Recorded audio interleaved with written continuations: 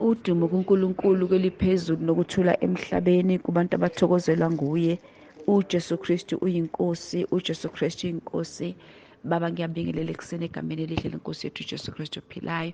Ngibingelela baba abangcwele bonke basekhaya lezi nasentabeni indlu kaJehova. Ngiyabonelela ngegama elihle lenkosi yethu uJesu Kristu ophilayo. Ngithi uJesu Kristu inkosi, uJesu Kristu inkosi. Baba, ngizondlulisa ukubonga uNkulunkulu baba angenzele kona. Ngibonga uNkulunkulu baba ukuthi besiye emngcwabeni kushona anti wami e-White River eMpumalanga. So bacela bo-anti ukuthi ngisale emuva no-anti omunye ngoba mina angisebenzi. So ngavuma baba ngasala no-anti, sahlala khona iviki lonke sibe nabo umzala ngoba kushona no-anti. Sahlala nabo sithi masizohamba sande ekuseni umzala wangiphimpa wangibusisa ngemali. Ngambonga uNkulunkulu kakhulu baba. Ngase nginquma inhliziyo yami ukuthi cha, le ngemali le ngizokhipha kweshumi ngikhiphe kwelibo. Uma ngiqeda lapho bese ngiyothenga iselfoni baba. Ngahamba ngathenga iselfoni, sengineselfoni manje. Ngiyambonga baba uNkulunkulu baba kakhulu. Hey dala ngimcela baba ngicela iselfoni ngoba bengisebenzisa ifoni kandodakazi kwesinye isikhathi ubhizi ngayo, angikhona ukuhlala ngimamele inkonzo kahle nje ngoba ifoni iyona esiyisebenzisayo. So ngiyambonga uNkulunkulu baba kakhulu ngomusa ngenzele wona. Sengine-4 cellphone namhlanje. Ngithi uJesu Kristu inkosi, ngiyambonga ngithi udumo lonke ngilakhe lonke. Uyingcwele, uyingcwele, uyingcwele uJehova Sebawoti, wonke umhlaba ugcwele inkazimulo yakhe. Ngiyabonga baba. Ufakazi obunye bapho besibili enginabo ngoSeptemba ngenxa yokuthi vele benganafoni. Undodakazi ahambile aye ePitori nganafoni. uNkulunkulu ungenzela umusa, uNkulunkulu baba ungenzela umusa, wangiphilisa ngicishe ngafa baba ngoba ngathi la ngaphakathi phansi kwamabele ngaphakathi emzimbeni khona into engihwayayo ebusuku kwenza ukuthi angikho right. Ngazi ukuthi ngidleni khona into engidlile kade kwangathi ama-ulcer. Baba ngayikhulekela ngakhuleka ngize ngiphelela amandla, amapheni abuhlungu kakhulu, ngize ngiphelela moya ngakhuleka ngicela ngathi ayithi ngiphuza amanzi bese ngiyagabha. Ngaphuza amanzi ngathi ngiyagabha. Baba kwaba wesi. Mangithi ngiyagabha kwaba wesi, kwangathi umoya ngathi ngiyavaleka umoya same time. Ngasho ngaphakathi enhlizweni ngathi uJesu Kristu inkosi, uJesu Kristu inkosi, uJesu Kristu inkosi. Ngaso sikhathi ngiwane endlini akunamba ukuthi kusebusuku. Ngacabanga ngey'nkathi zabo 1 AM. Baba uJesu Kristu wangisiza, wangiphilisa, wanginqobela eguleni ngaphola baba, ngaphila ngaba right. Ngavika ekuseni sengiphilile. Ngiyambonga uNkulunkulu baba ngomusa wakhe angenzele kona ngokungiphilisa. Ngiyabonga ngithi ungcwele akekho njengaye, ungcwele. Ngiyambonga ngithi uJesu Kristu inkosi, uJesu Kristu inkosi. Ngiyabonga baba, amen. Jesu Kristu inkosi baba. Ngiyabingelela kubaba umpostoli noma abazalwane bonke basentabeni yendlu kaJehova. Kuyabonelelwa nabazalwane bonke basekhaya leZwi. Ngithi uJesu Kristu uyinkosi. Ngiyambonga kakhulu baba uNkulunkulu baba osebenza ngawe ngale ndlela eyisimanga. Ngiyabonga baba ngithe nje last week ngibuyele emsebenzini, ngibuyele nje ngoLwesibili ngizwe inyawo ukuthi zingiphethe. Ngathi ngoLwesithathu beyivutha babethweni bekungathi kubase umlilo. Kodwa kwathi ebusuku ngoLwesithathu ngaphupha nje la ngisebenzela khona, kukhona umuntu wesifazane oqhamuka ngemoto wehla. Umuntu ozongikhulekela, kodwa kuthe ngenkathi sengikhulekela kwabesane kwaqhamuka ubaba, kwawuyena ongikhulekelayo. Uthe meseqedile ubaba eseyasho ukuthi into eyenziwe lena. Bese ngisho nami ngithi hhayi, nami ngiyabona. Emveni kwalapho ngaphaphama. Ngiyambonga kakhulu uNkulunkulu baba. Bengilokhu ngikhuleka, umkhuleko wangoMeyi 18, ngikhuleka ekuseni emini ntambama. Baba kuthe kuzosakube yisonto, ngaphupha ngihlezi nobaba ngimdlulisela ngaleli phupho ukuthi ngimphuphe efika la ngisebenzela khona, wafike wangikhulekela. Baba ngiyambonga kakhulu baba uNkulunkulu osebenza ngawe. Ngithi nje uJesu Kristu uyinkosi, uJesu Kristu uyinkosi, uJesu Kristu uyinkosi. Amen. uJesu Kristu inkosi. Ngiyakubingelela umpostoli noma umpostoli. Ngibingelela abazalwane ekhaya leZwi entabeni yendlu kaJehova. Kuyabonelelwa. Ngithanda ukubonga uNkulunkulu Baba ngokuba sekhaya leZwi. Kungenza ngibe kungipha umehluko phakathi kokushunyayezwa nokufundiswa. Ukufundiswa kuyayivula ingqondo yomuntu. Ngibheka nje laphaya lapho kade khona siphiwa ukufundiswa ngemiqhele ekhona. Bengingazi nokuthi imiqhele ekhona iyishumi. Hheyi, siyabonga ukufundiswa ekhaya leZwi. Ngibonga nje kakhulu uNkulunkulu Baba. Ngike ngahamba ngaya kwaNongoma kwi-training yothisha baka-Sunday school. Ngiwuthisha ka-Sunday school egatsheni lebandla engikhonza kulo. Isiqubulo esasifunda ngaphansi kwaso sasisencwadini u-1 Petru chapter 5 verse 4. Sona lesi isiqubulo ebesikhona enkonzweni i-pastor seminar, exactly leso siqubulo esasikhona ku-pastor seminar nathi sasiyisiqubulo sethu ku-training ye-Sunday school eyayikwaNongoma. Ngiyambonga nje uNkulunkulu Baba ukuthi hheyi zaze zaqondana izinto. Kusho ukuthi nje uNkulunkulu ubefundisa ngokuthi nje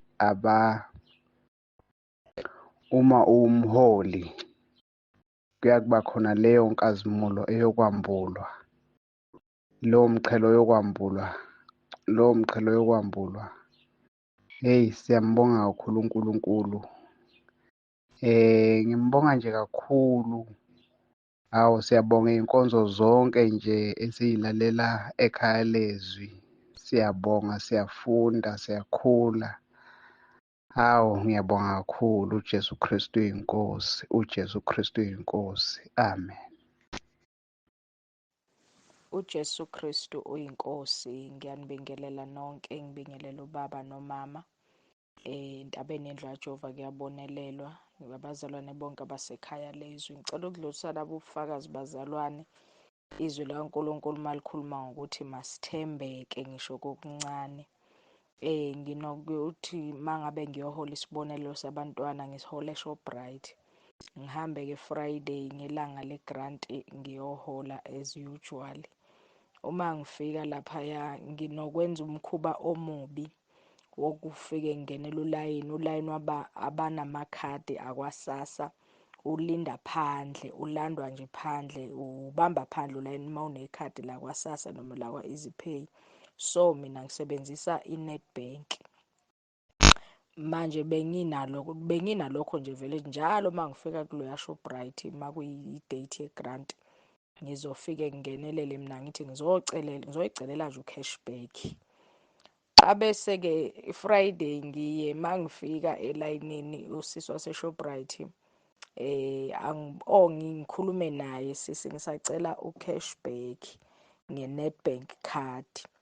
Athi usisi angibuze lo sisi athi bazalwane uholela iy'ngane yini? Ngithi cha.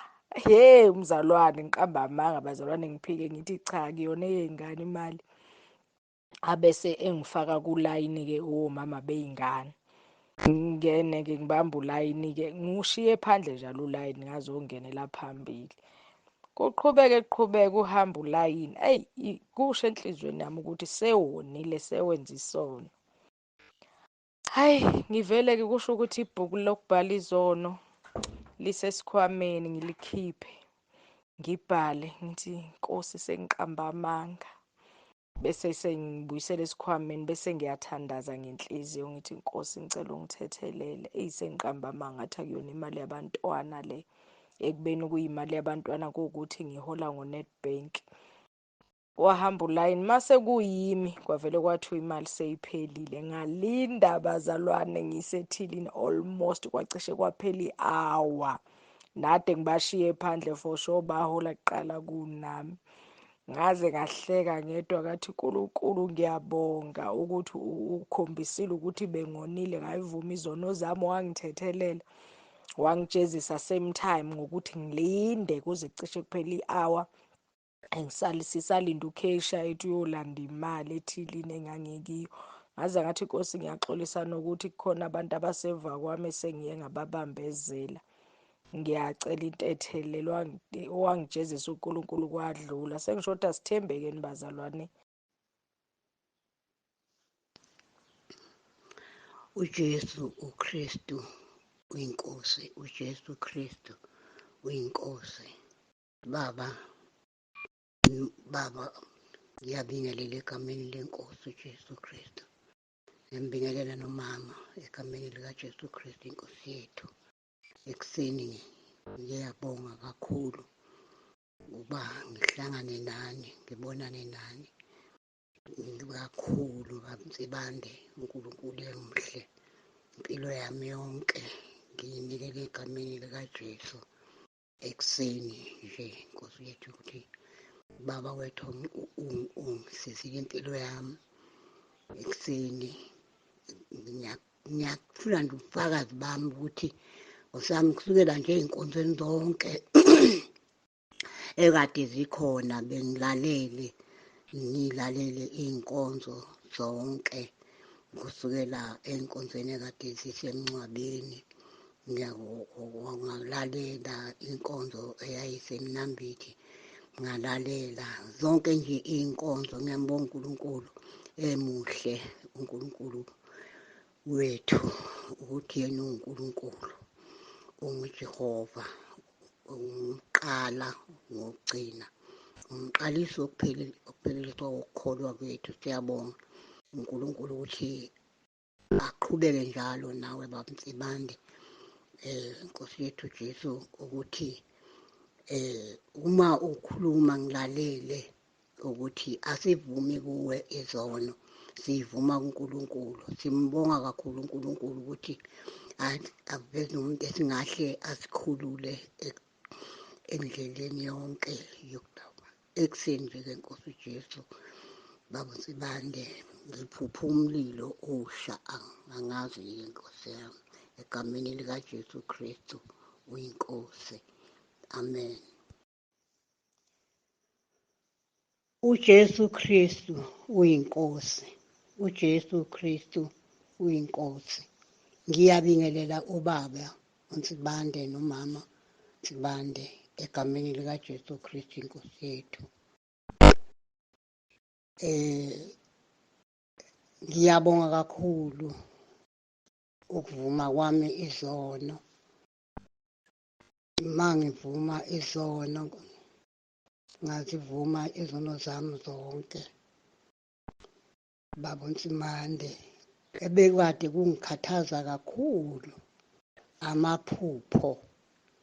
Bengithi mangiphupha njalo belingihlupha leli phupho, ngivinjwe umfula, ngithi ngiyangapha ngivinjwe umfula, ngiyangapha ngivinjwe umfula.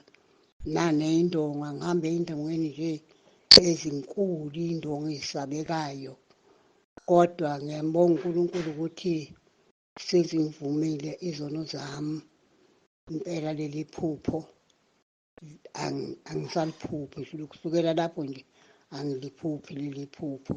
Ngiyambonga kuNkulunkulu ukuthi uNkulunkulu angihlanganise nawe Baba Msimande, ngivume izono zami egameni likaJesu Kristu inkosi. Ngiyabonga kakhulu umusa wenkosi yethu uJesu Kristu inkosi. uJesu Kristu yinkosi Baba. Ngiyabingelela egameni kaJesu Kristu ophilayo.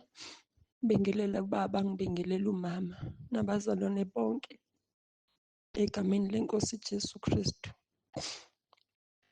Baba, ngizofakaza ngomkhuleko uRoma 10:9. Kunontombazane lawo wakwathola nje kudala ukuthi unekhensa yesibeletho. Manje-ke yena wayengangixoxelanga, kodwa wayetshela umntwana wami wase wangitshela. Kwangaba-ke lula ukuthi ngimconfront-e ngaleyo nto ukuthi simisa kanjani, ngoba wayengatshelanga mina uqobo. ngangingathanda ukuthi kubuke ngazuthi untombazane wami uyayikhuluma izinto kimi, kodwa naye wayengitshela ngoba ezizwa ukuthi akazi ukuthi enze njani, am-advise athini. Ngase ngathi mina bomnikeza uRoma 10:9, kodwa-ke shuthi-ke azange azamnikeza. Izolo lo ntombazane lo wase wangitshela ukuthi kade kudokotela, udokotela uthi unekhensa yesibeletho. Usewake wezwa before, kodwa-ke sekuwomunye udokotela lo, naye ukhonfirma lo ukuthi unekhensa yesibeletho. Ngase ngamnikeza uRoma 10:9, ngathi ukhuleke usho futhi emva kwababa, ukholwe, kakhulukazi ukholwe. Ngaze ngamkhothela izwi leli elithi uJesu wayethi mengabe ekhulekela umuntu bese ethi ukukholwa kwakho kukusindisile, ukholwe. Abanamanje ngisamangala uNkulunkulu ukuthi kanti unjani. Uyabuya umntwana umtshela ukuthi ikhensa ayikho, umkhuleka izolo kuphela baba, uyabuya kuthiwa ikhensa ayikho. Angazi ngathini, ngiyamdumisa uNkulunkulu, ngiswele amazwi okumbonga. Ngiswele ukuthi ngathini kuye ukumkhombisa i-gratitude enginayo ngaye. Uyaziveza ngaso sonke isikhathi ukuthi uhleze nathi.